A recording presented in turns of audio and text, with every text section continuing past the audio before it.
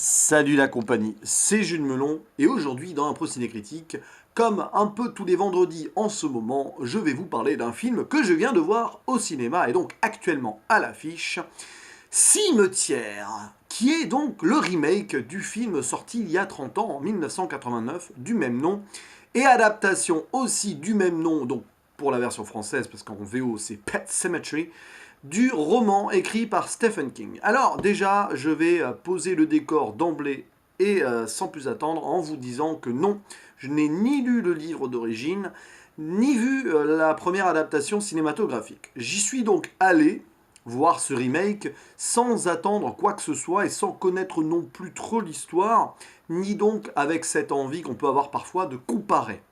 Voilà.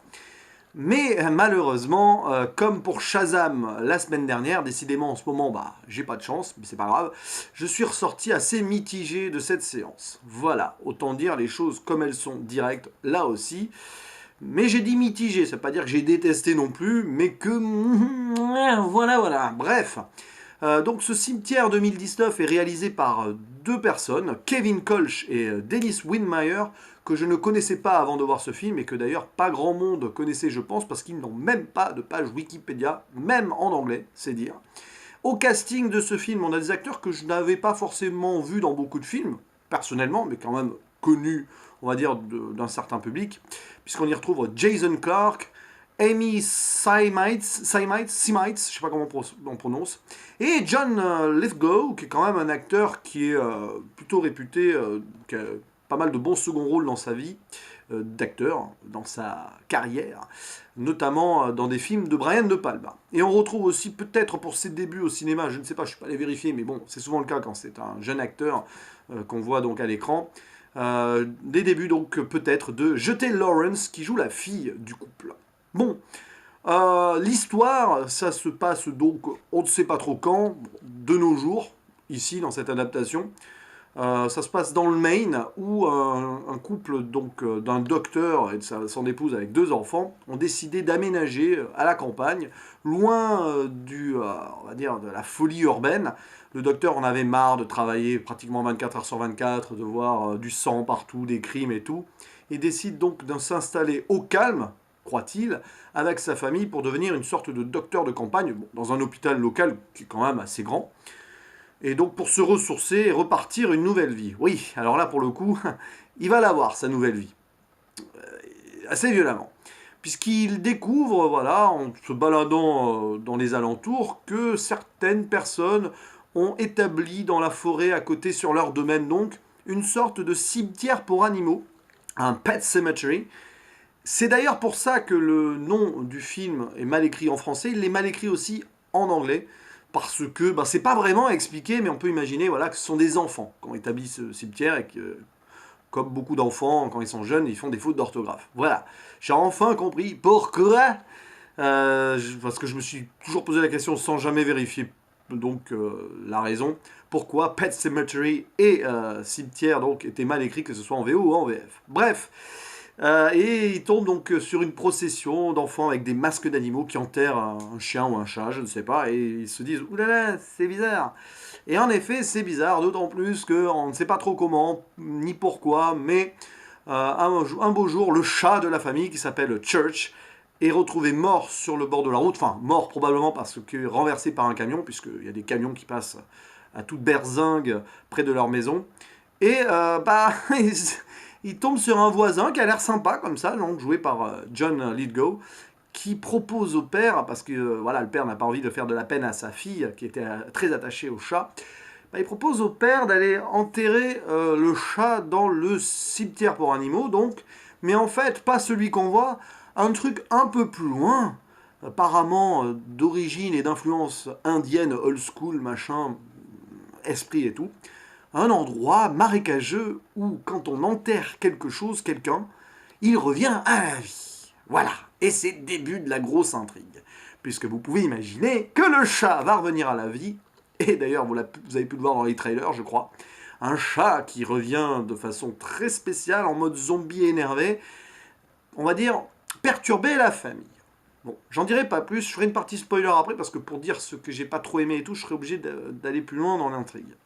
Alors, bon, déjà, qu'est-ce que j'ai aimé dans le film? On va commencer par le positif, parce qu'il y a du positif, voilà, croyez-moi.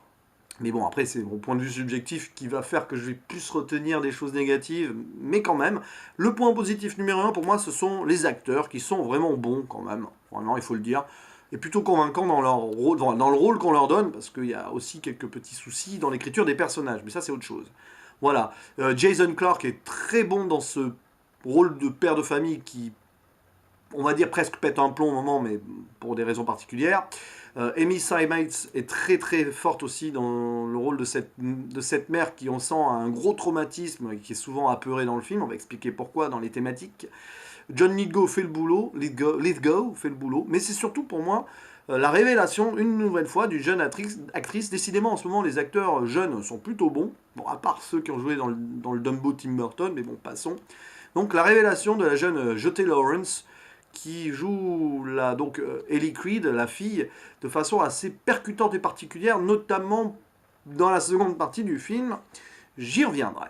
Voilà, après, le gamin, Gage Creed, qui est joué par des jumeaux, bon, rien à dire de particulier sur ces acteurs-là. Bref. Et donc les acteurs sont plutôt sympas, et voilà, le film se laisse suivre aussi, hein, c'est pas désagréable. La réalisation a beau être factuelle, elle est plutôt de bonne qualité. Et il y a quelques points horrifiques qui sont plutôt bien traités, voilà. Même si là aussi ça peut faire partie des écueils. Il y a quelques jumpscares bien sentis, d'autres moins. Voilà, bon, c'est un film d'horreur très actuel sur ce plan-là. Mais il y a quelques trucs qui surprennent, notamment le premier du film, par le biais d'un camion, où on apprend d'ailleurs que la maison est, on va dire, entourée, enfin, il y a une route quoi à côté avec des camions qui vont très vite, et bon, à un moment, là on est surpris. Et il y a d'autres petits trucs dans les moments horrifiques qui sont plutôt bien faits là-dessus. Et ouais, j'aime bien aussi le côté glauque du film. Il y a quelques moments ouais, où tu es là et tu te dis c'est dégueulasse quand même, mais ouais, ça va. J'ai pas eu pour autant peur en voyant ce film d'horreur. Bon, ça fait longtemps que j'ai pas vraiment eu peur devant un film d'horreur. Mais ça a plutôt marché. Il y a des moments où j'étais là, j'ai pas envie de voir ça. Bah, bref, vous voyez, quand vous ressentez ça devant un film d'horreur, c'est que ça fonctionne plutôt bien. Donc ouais, des bonnes choses. La musique est plutôt sympa, mais rien de particulièrement, on va dire, étonnant. Il y a un moment, alors bon, ça c'est complètement dans ma tête, mais il y a des moments, il y a quelques petites notes qui me rappelaient les moments un peu, on va dire, horrifiques qui font peur dans la composition de La Cité de la Peur, Red is Dead et tout. Mais bon, ça c'est c'est complètement, voilà, c'est juste un petit ressenti comme ça. J'avais envie de le partager avec vous. Mais sinon, il y a des défauts et des écueils. Alors, déjà, ça fait très film d'horreur de ces 20 dernières années, on va dire ça comme ça. Sur donc le côté, on veut en balancer à droite à gauche et tout, du sang, du gore, machin. Et parfois au détriment de l'intrigue et d'une certaine cohérence. Il faudra que j'explique que cela plus en détail dans les spoilers. Mais quand même, à certains moments, on passe du coq à l'âne, vite fait, de façon... what? Tout ça pour y ajouter du spectaculaire et, on va dire, du faux thrill, des faux frissons. Et parfois, ça n'a pas pris sur moi. Mais bon, après, oui, j'ai envie de dire, et c'est le problème que j'ai avec les films d'horreur récents, notamment, c'est que parfois, tu as l'impression qu'au détriment donc d'une cohérence et d'un scénario bien huilé, on balance plein de trucs et tout pour que ça fasse peur, pour que ça tienne en haleine, et ça fait très fabriqué, ça fait... Voilà, c'est quelque chose qui manque de liant, et moi je le ressens malheureusement beaucoup. Il y a beaucoup de films d'horreur plus anciens qui n'avaient pas ce souci-là, à mon goût. Et voilà, donc c'est un peu dérangeant. Mais pour moi, le plus gros problème, en fait, c'est que il y a des belles thématiques abordées. Les personnages sont plutôt bien écrits au début du film, mais très vite, là aussi, à cause du fait qu'on doit en mettre plein les yeux et que ça doit avancer au niveau horrifique et tout, on se perd un peu en route. Et c'est dommage, parce que les thématiques de base sont intéressantes et sont quand même, allez, pas trop mal traitées non plus, surtout celles autour du deuil, de la mort, oui, parce que le film part de la mort, fatalement, puisqu'on a un chat qui revient à la vie, et pas que, et du deuil.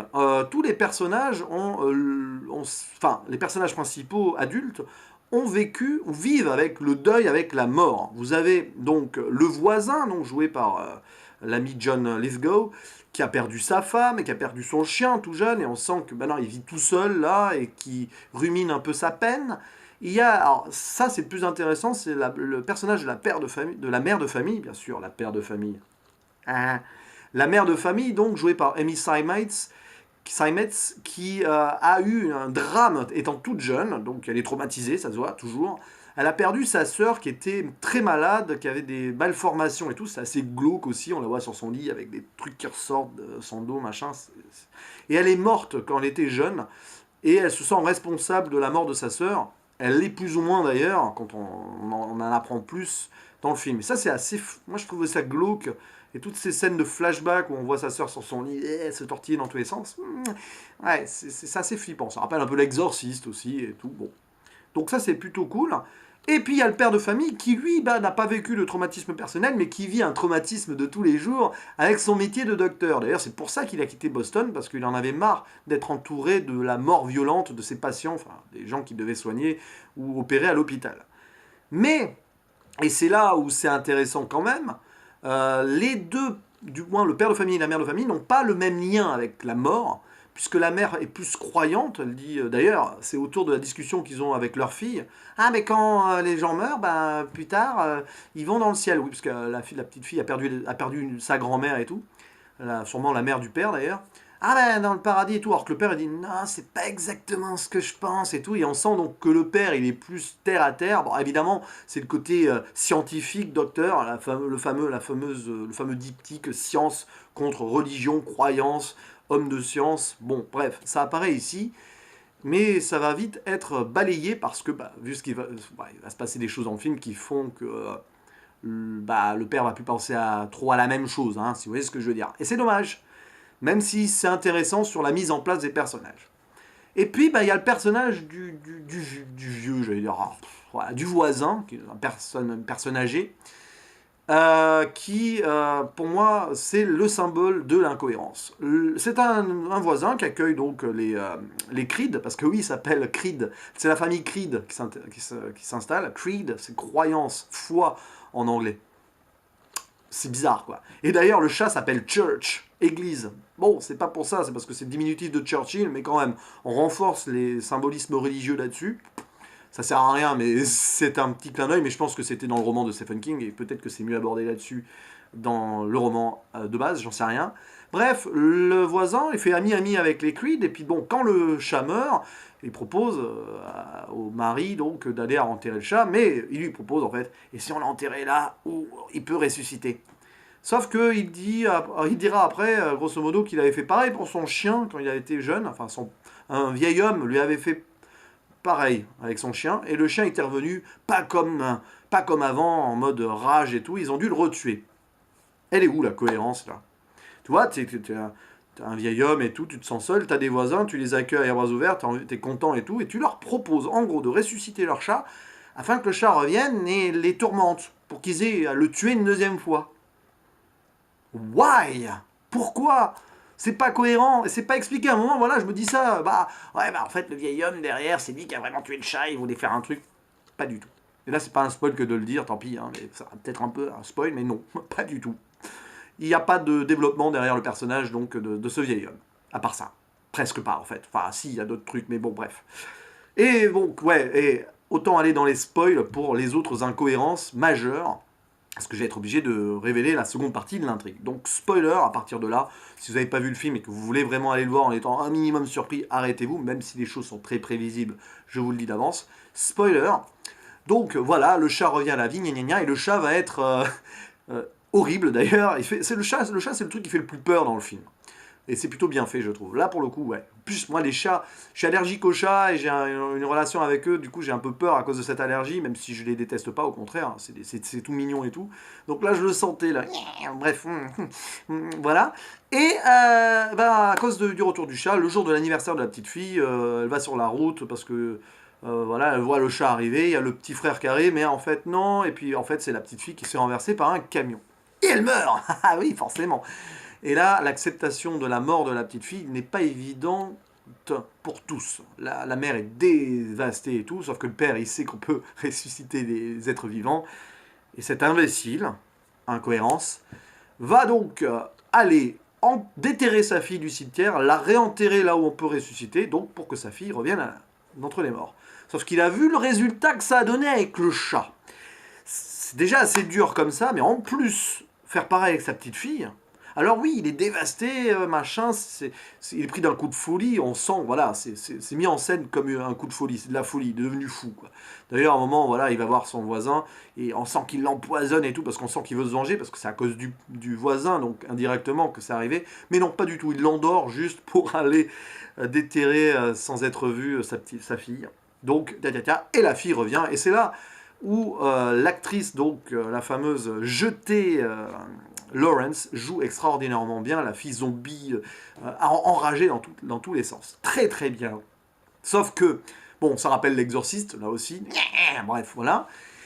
Sauf que la cohérence de son retour en mode zombie est assez bâclée et improbable, puisque bah, on sent qu'elle est comme surnaturelle, quoi. Oui, bon, c'est normal, peut-être.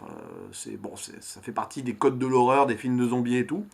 Sauf qu'elle est surnaturelle dans tous les sens. Elle arrive presque à. Ouais, à un moment, voilà, à un moment, elle tue sa mère, parce qu'en gros, son but, c'est de tuer tout le monde après. Elle en veut à ses parents d'être revenus à la vie parce que, en fait, c'est pire que la mort. La mort derrière, c'est rien du tout. Revenir à la vie comme ça, c'est horrible. Bref, elle tue sa mère, elle l'enterre, machin. Elle tire sa mère jusqu'à l'endroit où on doit ressusciter où on enterre, machin, ressuscitant les morts et tout. Sauf que c'est pas possible. Même, bon, bref, c'est incohérent, mais bon, une force surhumaine, la petite. Et puis, elle passe d'un endroit à l'autre sans qu'on sache comment elle rentre dans les maisons aussi. Oui, d'accord, elle est surhumaine, mais rentrer dans des maisons comme ça sans faire de bruit et tout. Puis elle revient à la maison aussi, bon, sûrement, enfin, je sais pas, émise d'un sixième sens. Il y a des trucs qui sont bâclés là-dessus, et ça m'a un peu énervé. Ouais, mais à côté de ça, quand même, le père, à un moment, il lui mord le bras et elle souffre. Ah, j'ai mal et tout. Elle n'est pas censée ne pas sentir la douleur une fois plus morte. Enfin, bon, je ne sais pas. Voilà, il y a des trucs assez bizarres. Et la fin, autant est intense, c'est assez frissonnant et tout, mais ça part en cacahuète, quoi. Et heureusement, le film se termine pas en happy end. Enfin, en même temps, là, les happy end, c'était mort, quoi. Sans faire de mauvais jeu de mots. Mais en gros, toute la famille est transformée en zombie, sauf le petit garçon qui est enfermé dans la voiture, voit sa famille se rapprocher, et pouf, le film s'arrête là-dessus. Donc au moins, ça a le mérite d'être une fin grave, même si ça fait un peu sourire avec le chat qui apparaît. Ce terrible chat qui se pourlèche les babines quand, à un moment, la fille tue le vieil homme. Parce que oui, il y a le vieil homme qui meurt aussi, forcément. Voilà, ouais, mais beaucoup d'incohérences quand même. Et une fin qui se veut choquante, oui, elle l'est, mais qui ne va pas assez loin dans l'explication de certaines thématiques et l'approfondissement de certains personnages. Et puis, bah, il y a tout cet angle autour de pourquoi c'est ressuscité, pourquoi on peut ressusciter, machin et tout, à cause bah, de la légende, du mythe du Wendigo, donc, qui est un mythe indien. Ok, c'est balancé comme ça, mais ok, bon, on sait pas plus, peu importe. Voilà. Et puis la procession avec ses enfants qui viennent enterrer, machin et tout. Ok, mais les enfants on les revoit plus. Peut-être si à la fête d'anniversaire de la petite, mais. Et puis bah ouais, ok. Bon. Perpétuer un mythe, une légende, mais en fait c'est pas le bon cimetière là où ils sont ressuscités. Voilà, il y a des petits trucs qui manquent. Et on sent qu'il y a des choix qui ont été faits qui, du coup, nous perdent un peu. Et on aurait aimé un approfondissement de certaines choses. Puis bon, heureusement que la fin est quand même stylistiquement plutôt réussie, même si bâclé, ça aurait dû aussi être plus prenant et prendre plus son temps, je pense. Voilà pourquoi, au final, je ressors un peu frustré, même si j'en en attendais rien de ce film, tel que je peux ressortir frustré de beaucoup de films d'horreur du genre récent. D'ailleurs, c'est pour ça que j'en vois pas beaucoup au cinéma. Là, j'ai eu envie quand même. Mais ouais, voilà. Alors, bon, quelle note je vais mettre à ce film, je ne sais pas. Je vais lui mettre la moyenne, 5 sur 10 pour l'instant. Il y a des thématiques qui sont intéressantes, surtout quand on est parent. Voilà, je suis pas parent, mais se poser la question de, on doit accepter la mort de sa petite fille. Le chat encore passe encore, mais la petite fille, parfois, voilà, c'est le message du film. Comme le dit le vieil homme à un moment d'ailleurs, dead is better. C'est mieux, la mort c'est mieux. Enfin, c'est mieux d'être mort finalement que de vouloir ramener les gens à la vie pour que ce soit pire derrière. Ça c'est clair. Finalement, le film et peut-être le roman de Stephen King ont ce message-là. Le deuil, c'est difficile, on perd des gens qui nous sont chers et tout. Oui, c'est compliqué, mais parfois, vaut mieux accepter et aller de l'avant que de vouloir jouer à Dieu et se prendre pour le Dr Frankenstein ou pour, comme dans Reanimator, là, comment il s'appelait, Herbert West, je crois. dans le roman de Lovecraft aussi qui va avec. Enfin, le roman, la nouvelle, parce qu'elle était toute petite cette nouvelle. Bref, vaut mieux accepter, et même si la souffrance est là, aller de l'avant et vivre avec les souvenirs des gens quand ils étaient vivants et heureux, quoi. Hein? Voilà. Bon, bref, c'était mon avis sur ce cimetière de 2019 qui va pas rentrer dans ma mémoire personnelle lorsque je ferai mon bilan annuel. Je pense pas. À moins que d'ici là, je le revois par accident et que je change d'avis. Et ça m'étonnerait. Allez, à la prochaine. Ciao.